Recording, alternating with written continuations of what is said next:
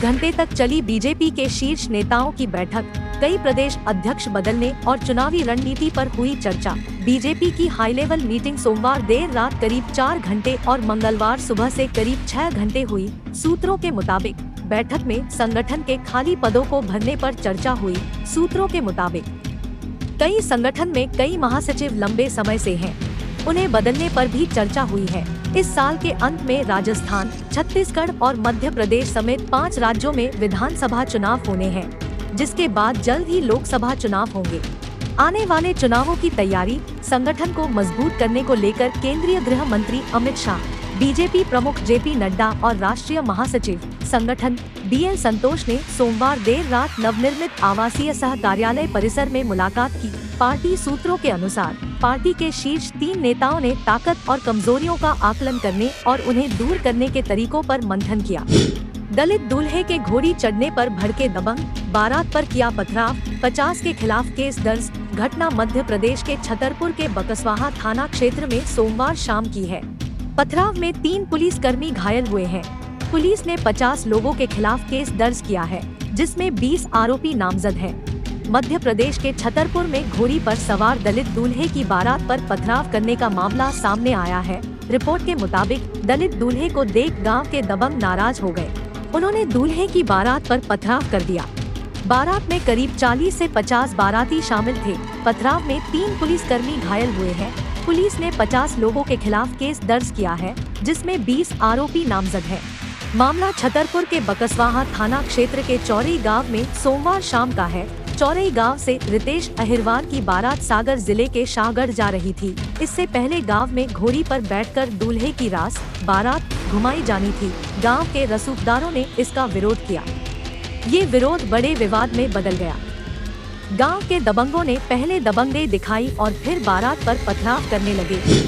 आज किसान सभा ने हजारों की संख्या में एकत्रित होकर प्राधिकरण के दोनों गेट बंद कर दिए। शाम 5 बजे गेट नंबर 1 को इस घोषणा के साथ स्वयं ही किसानों ने खोल दिया कि यदि किसानों की समस्याएं 1 हफ्ते में दूर नहीं हुई तो प्राधिकरण को पूरी तरह जाम कर दिया जाएगा। कल की वार्ता के विफल होने और पूर्व घोषणा के मुताबिक किसान सभा के हजारों कार्यकर्ता 12 बजे तक प्राधिकरण गोल चक्कर पर इकट्ठा हुए। वहां से जुलूस के रूप में आगे बढ़े। प्राधिकरण के गेट नंबर 1 पर डीसीपी रामबदन के नेतृत्व में भारी पुलिस फोर्स मौजूद थी।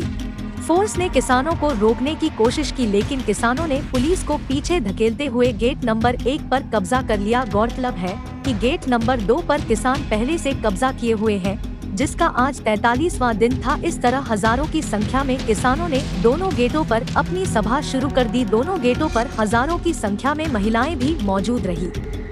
जो भी लोग प्राधिकरण में अंदर थे वह अंदर ही रहे और जो बाहर थे वह बाहर ही रह गए। प्रशासन ने किसानों को रोकने अथवा गिरफ्तार करने की हिम्मत नहीं हुई।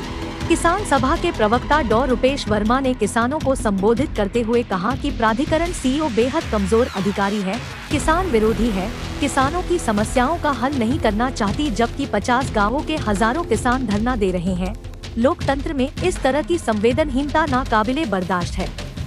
लोक सेवक को लोक सेवक की तरह व्यवहार करना चाहिए और किसानों की वाजिब समस्याओं का तुरंत समाधान करना चाहिए। अब की बार किसान किसी आश्वासन अथवा लिखित आश्वासन के लिए नहीं आया, बल्कि ठोस नतीजे प्राप्त करने आए हैं और किसानों ने पूरे 1 साल का मन बनाकर आंदोलन की शुरुआत की है। यहाँ पर पक्का मोर्चा लगा दिया है। मोर्चा जब तक चलेगा जब तक कि किसानों की समस्याएं हल नहीं होती। डेरा डालो घेरा डालो के तहत सैकड़ों किसान प्राधिकरण पर ही घर बनाकर आज से रहना शुरू करेंगे। किसान सभा के जिला अध्यक्ष नरेंद्र भाटी ने कहा, किसान विरोधी प्राधिकरण अधिकारियों को या तो किसानों की समस्याएं हल करनी होंगी या यहाँ से जाना पड़ेगा। उपाध्यक्ष सूबेदार ब्रह्मपाल ने कहा कि यदि प्राधिकरण ने किसानों की समस्याएं हल नहीं की तो यह आंदोलन सत्ताधारी पार्टी को आने वाले चुनाव में भारी पड़ सकता है। 50 गांव के किसान आक्रोशित हैं और बिना समस्याओं को हल कराए बिना घर जाने वाले नहीं हैं। संयोजक वीर सिंह नागर ने कहा कि हम सभी विपक्षी पार्टियों, पूर्व चेयरमैन गजराज सिंह सपा के जिला अध्यक्ष सुधीर, पूर्व अध्यक्ष इंद्र प्रधान, किसान यूनियन अम्बावता के नेता कृष्ण ब्रजेश, किसान परिषद के नेता सुखबीर खलीफा और कंधे से कंधा मिलाकर संघर्ष कर रहे। जय जवान जय किसान संगठन के नेता सुनील फौजी समर्थन में सहयोग में शामिल रहे, आंदोलन का हिस्सा रहे। गौरी मुखिया ने चेतावनी देते हुए कहा कि हम अपने पूर्वजों की जमीन पर कोई हमला नहीं होने देंगे जब तक आबादियों की लीज बैक 10%, आबादी प्लाट 40 वर्ग मीटर का, भूमिहीनों का प्लाट रोजगार 17.5% का, किसान कोटा 120 वर्ग मीटर का न्यूनतम प्लाट और अन्य मुद्दे हल नहीं हो जाते तब तक किसान प्राधिकरण को घेरने का काम करेंगे। प्रदर्शन में अमित, मोहित, शशांक, मोनू, सुरेंद्र यादव, सुरेश यादव, राजू, हरेंद्र खारी एवं हजारों महिला पुरुष किसान उपस्थित रहे। धरना स्थल से 40 लोगों की गिरफ्तारी हो चुकी है। धरना स्थल पर जो सामान था वह पुलिस उठाकर ले गई है। अभी किसान पुलिस लाइन पहुंचे हैं। ग्रेटर नोएडा से सोनू नागर की रिपोर्ट। बिहार और बंगाल समेत 6 राज्य हीटवेव की चपेट में, ऑरेंज अलर्ट जारी। जाने अगले 5 दिन कैसा रहेगा मौसम। भारतीय मौसम विभाग के वरिष्ठ वैज्ञानिक डॉ नरेश कुमार ने बिहार, झारखंड और पश्चिम बंगाल में अगले कुछ दिनों तक तापमान में बढ़ोतरी देखने को मिलेगी। देश के कई राज्य एक बार फिर हीटवेव की चपेट में हैं। मौसम विभाग ने बिहार और पश्चिम बंगाल में पिछले कई दिनों से चल रहे हीट वेव की वजह से ऑरेंज अलर्ट जारी किया है। इन दोनों राज्यों में नेशनल डिजास्टर मैनेजमेंट अथॉरिटी की गाइडलाइंस के मुताबिक आम लोगों को घर से बाहर धूप में कम निकलने की एडवाइजरी जारी की गई है। लोगों को हिदायत दी गई है कि बुजुर्ग घरों से बाहर ना निकले। मौसम विभाग की तरफ से कहा गया है कि बुधवार तक देश के 8 राज्य हीटवेव की चपेट में आ जाएंगे।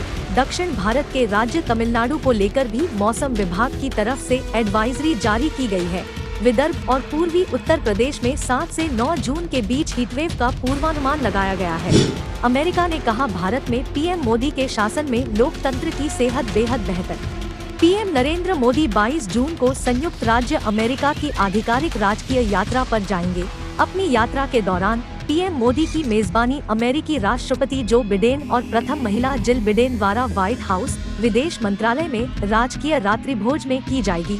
अमेरिकी विदेश मंत्रालय के प्रधान उप प्रवक्ता वेदांत पटेल ने सोमवार को कहा कि भारत के साथ साझेदारी अमेरिका के लिए सबसे अधिक महत्वपूर्ण संबंधों में से एक है।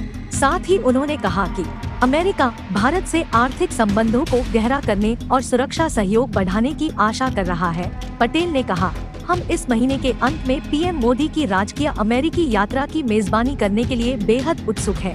राष्ट्रपति जो बाइडेन और प्रथम महिला जिल बाइडेन के निमंत्रण के बाद पीएम मोदी 22 जून को अमेरिका जाने वाले हैं।